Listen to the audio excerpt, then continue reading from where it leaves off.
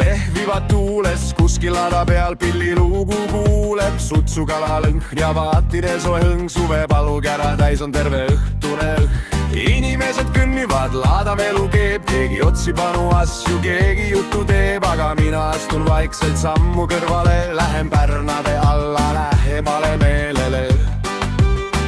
Eesti suvi on laatasid ja pidusid täis, igaüks kuskil tulutamas peal on käinud. Kuid kui päike lojub ja müra vaibub maas, leidub hetk, kus siis ennast uuesti leiad taas. Tuul puhub läbi juuste, mõttes kõigeks teeb, lihtsalt ole ja vaatad, kuhu viib see tee.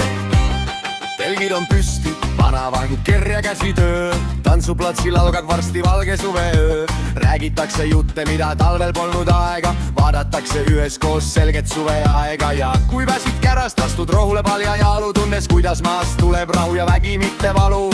Mälestused möödunust ja unistused ees, kõik tundub nii lihtne selles sooja suve vees. Eesti suvi on laatasid ja pidusid täis, igaüks kuskil tulutamas pead on käinud. Kuid kui päike lojub ja müra vaibub maas, leidub hetk, kus siis ennast uuesti leiad taas. Tuul puhub läbi juuste, mõtted selgeks teeb, lihtsalt oled ja vaatad, kuhu viib see tee.